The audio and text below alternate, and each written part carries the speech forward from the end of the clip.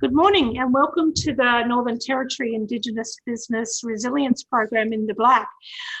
Today is our yarning circle and we're really excited to have on the Indigenous Land and Sea Corporation that's joining us today. But first let me start by acknowledging the traditional custodians on the land upon which we are meeting and talking today. I'm on Gimoy Wallaburri Yidinji country in Cairns, far north Queensland, but I acknowledge all First Nations people, our elders, past, present and emerging, and extend my respects to you, your family, and whoever you're with today. We're really excited to hear from the ILSC today, and we have joining us Joe Taskus. Joe is the Operations Manager for the Central Division, and we have Karen Mangan, who's the Business Development Manager as well. And the regions that they cover are South Australia, Northern Territory, Victoria, and Tasmania. So welcome, Joe and Karen. How are you today? Morning, welcome. Thanks for welcoming us. Yeah, we're really happy to be here. Thank you. Yes, Julianne, we're very happy to be here. What large areas that you both have to look after? Where do you find the time? Yes, it's huge. Yes, it is. Yeah. But, you know, we manage. You manage, yeah. Here with travel restrictions, because we'd like to be out and about meeting with people in places, but we've, like everyone, we've had to make do with the conditions that we just have to work under. Had to endure. So it has been hard on businesses. That's why this program that we're doing in the Black with Charles Darwin Uni and the Northern Territory Government is about a response to COVID-19 and helping Northern Territory Indigenous businesses. So we're really actually excited to hear what you're doing and know a little bit about the Indigenous Land and Sea Corporation, but I'm actually really looking forward to hearing more today. So I'll hand it over to you both. Thanks, Julie. Thank you. So my name is Joe Taskus, Operations Manager here, as Julianne said. I'm a Larrakia woman, and thank you very much for your paying respects to our elders, past, present and emerging, Julianne. So the ILSC, our purpose is to return land, fresh and saltwater country to Indigenous people and enable the sustainable management of country for social, cultural, economic and environmental benefits. We are a corporate entity established in 1995, part of the government's response to the High Court's Mabo native title decisions. We're funded through the Aboriginal Torres Strait Islander Land and Sea Future Fund, and we assist Aboriginal Torres Strait Islander people to realise their economic, social, cultural and environmental benefits that ownership and management of land, water and related water rights can bring. We do that through a couple of mechanisms, and that's through the acquisition of land and water related rights and the management of those land and water related rights to gain benefits for Aboriginal people through social, cultural, economic and environmental. We prioritise projects that demonstrate outcomes that have the capacity to deliver sustained and or scalable outcomes to a broad base of Aboriginal people beyond ILSC funding and strengthening those outcomes. We leverage our funding, so we look for co-investment of all our projects, and we have to deliver outcomes across the regions. So as we said, we cover SA, NT, Victoria and Tasmania, and we have to ensure that we do that equitably.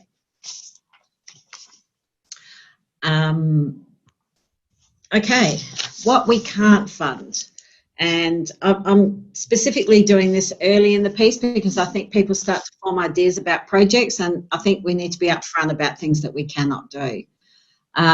We can't do activities that don't align with our statutory purpose and that don't generate benefits for Aboriginal people. We don't do activities that are the responsibilities of other agencies, potentially Indigenous Business Australia if it's a business type entity. We don't do ongoing service delivery programs. So, you know, if it's an ongoing ask that's required of the ILSC, unfortunately, we cannot participate in that. And we don't do ongoing costs such as power, water, rates, insurance, salaries, that kind of thing. We also don't fund administrative fees or sitting fees. And generally, we don't fund livestock. So those are the things that we don't fund. But there is a raft of things that we do. Our eligibility criteria, it's really important that people know what the eligibility criteria is, and you have to be able to answer yes to some of these questions. Does your project involve the acquisition or management of land and water related interests? You need to be able to say yes to that. You need to be an incorporated entity or a registered Indigenous controlled organisation. For projects that involve the management of land, you need to be at least one of the following, which is an Aboriginal or Torres Strait Islander landholder or holder of water-related rights. So that's where you own the land or the water, and then we can go in and assist with projects there. You need to also have the consent for the use, particularly from traditional owners. We need to be assured that we are not running projects on land that doesn't have an entitlement there. The benefits need to be a broad base of Indigenous people, and what we mean by that is that you may have a business and the benefits that result from our project will affect more than one or two Aboriginal people. You know, we're talking usually jobs, training, back on country, that kind of thing. It needs to be a broad base number of people that are involved in that. And you need to be compliant with your organisation, legislation and any agreements that we have. And of course, the project must be conducted on Indigenous held land.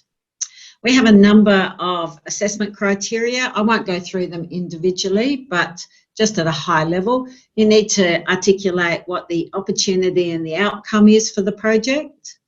You need to understand that the project needs to be viable beyond the ILSC's input. So, for example, if we fund a particular project, we need to know that you'll be able to continue to run your business or run your organisation once the ILSC has extracted itself from that project. By that I mean, if we were to purchase land for you, you must be able to financially be able to hold that land going forward. We look at your financial health. There's a number of criteria on that. And we also look at your organisation's capability. Can you manage the project? Can you manage it beyond the ILSC's reach? These are a couple of case studies that we have and that we've done this year. We were able to facilitate the acquisition and the handing back to Taungurung people in Victoria, a 23-hectare property near Euroa. The subject of the acquisition was the Garden Range rock art sites. So that's of a cultural nature that we purchased that one. We have also been involved in a project for water-related rights, an aquaculture project in South Australia. Pippies, you may know these as cockles, but they are a sought-after delicacy these days. The ILSC funded a historic multi-million-dollar project in South Australia, and that'll create numerous jobs and training for Ngarrindjeri people here. Another project that we've done, especially water related, we purchased a land for Thamara region. that encompasses 18,000 square kilometres of Aboriginal-owned land. Thamara Development Corporation, they're a peak body in Northern Territory, and they cover over 15 programs and enterprises, including the range of programs. And finally, the last one that we've got, we funded a boat for Bawinanga Aboriginal Corporation, who were starting a local community fishing enterprise. That project has been going about a couple of years now. They have ended up with purchasing or leasing some commercial units for barramundi fishing. So they are looking to commercialise that project in the future. So that's the kind of array of projects that we have. So they could be a wide range of things: land management, land acquisition. They can be for cultural reasons, economic reasons, environmental. So yeah, a full range of things. So that's just the diversity of the projects that we have done in the last 12 months to 2 years. Who would have thought all those years as children running up the beach collecting pippies that it actually is now a sought after product? That's amazing. High-end restaurants are serving them up now. Crazy for them. Yeah. That's just crazy because, you know, when we were short on food, we just used to go pipping or, you know, pulling food out of the swamp, you know, in the mangroves and stuff like that. And now they're a delicacy. See, we knew all along. Yes. As mom, we knew all along. It's so true. It's such a traditional. I mean, if anyone, coastal people, we all know about pippies, and they're beautiful. They're fantastic eating. Yeah, too deadly. That's deadly. Yeah. So this is how you contact us. If I can get to that one. To get to it. There we go. So if you would like to contact us and talk to us about potential projects, these are our contact details. Feel free to give us a call and we'll be able to have a chat to you about potential projects. That's fantastic. And that brings us to the end of our presentation. So thank you very much, Julianne, for the opportunity. No, that's fantastic, and it certainly has broadened my knowledge anyway of what you do and things like that, because you hear little bits. Because does ILSC also, you purchase properties, and so if you could step it out. So if people have an idea or they want to do something, they just call first and talk it over with someone to see whether they fit within the criteria, the guidelines. Yeah, I think that's a good way to start. I mean, it's sometimes, it's probably easier if people give us a ring. We can talk through their project ideas and see if it's something that we might be able to assist with. And if not, we might be able to point them in a direction of another agency or department or organisation that might be able to help them. But it's good to have that initial discussion so that we can try and get an understanding of what people are trying to achieve. Because I see there was quite a range in the last one with the boat, you know, helping to buy the boat, and then they're looking at commercialising that from large extents of land. Do you do partners? So you're saying if it's something IBA does, then you don't really go into that. But have you ever done partnered, I guess, projects towards, so if they're wanting to buy a property or things like that, but they need business development, have you ever had an opportunity to do things like that, like work in partnership with other departments or organisations? Yeah, in fact, that's our preference, really.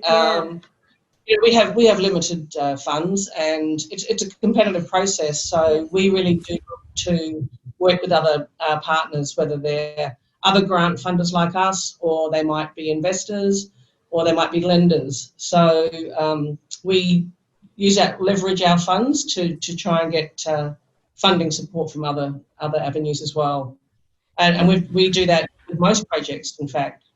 Yeah, because we find a lot of the business advisory stuff, and I'm a previous business owner for 7 years, understanding what business is and how to maintain your business and grow your business are completely, if without that understanding and learning of that, the things people don't quite understand. So, we find a lot of people have a great idea, and want to do stuff, but they don't understand the step-out process to do with business. So that's really important, and also too with commercialisation, or people's interpretation of commercialisation of a concept or an idea or a business product may be missing so many key elements to that. So they're really important to step through. So it's really good to hear that that is a really welcomed thing to have that business support.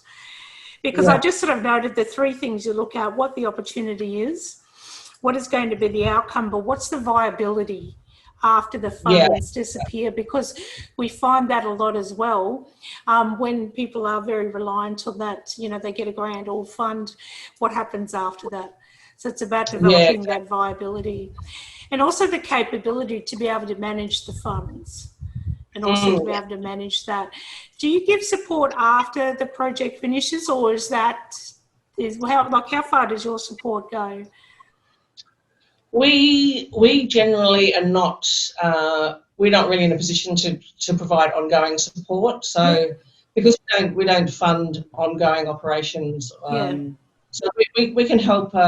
So we would, if we were to work with an organisation to develop a project, and it required ongoing funding support, then we would require that they had that in place as well. Yes. So, I mean, we're always here for people who want to pick up the phone and call us or email us, whatever, but we don't have an ongoing role. We generally, because we're a grant funder, we tend to, we will come in and provide some support to either, purchase the land or the water-related rights, and then we're out after the project's up and running.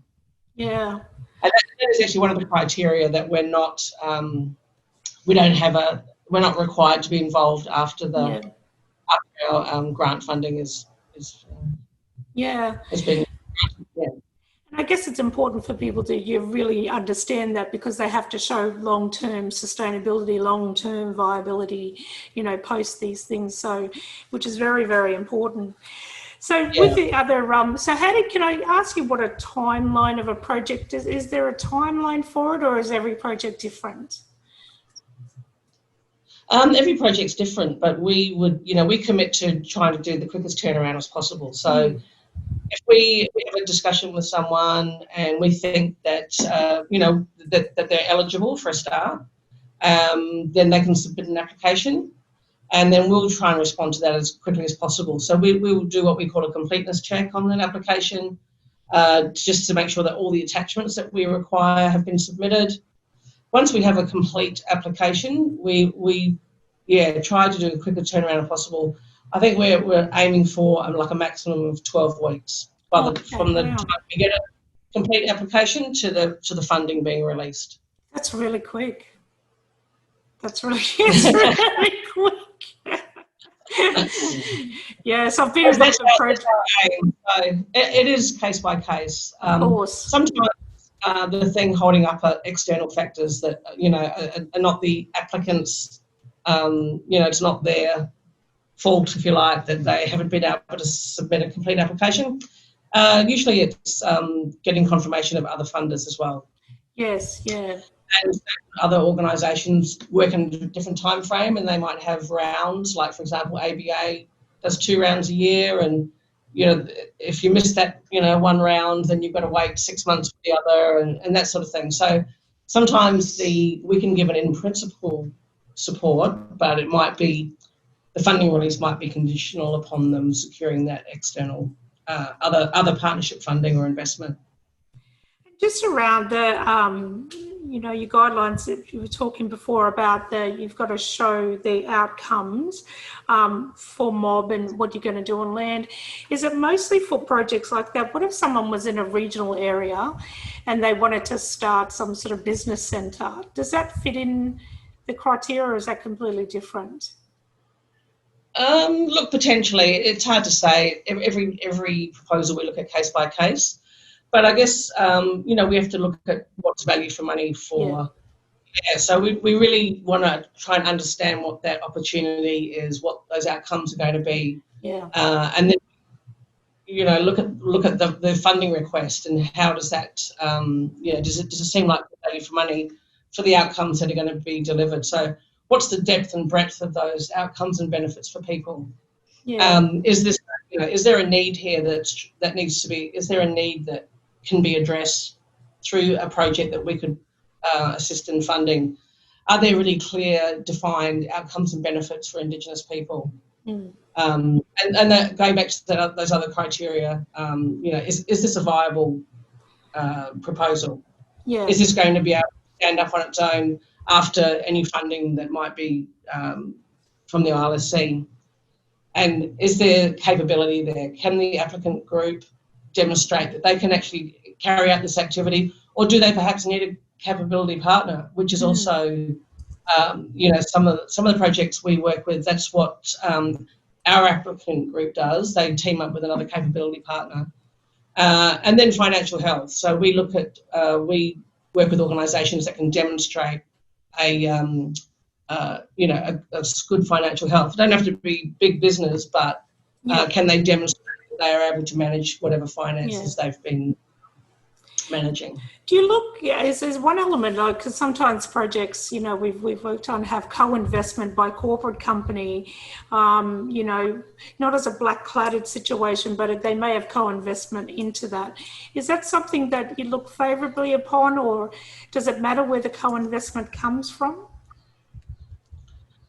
No, not really. No, as long as it's Indigenous controlled. Yeah. So, obviously we're not in the business of propping up non-Indigenous companies and people. So if those clear benefits and outcomes are there for Indigenous people, and if they can enter into an agreeable arrangement with a non-Indigenous entity to partner with them, but the controlling it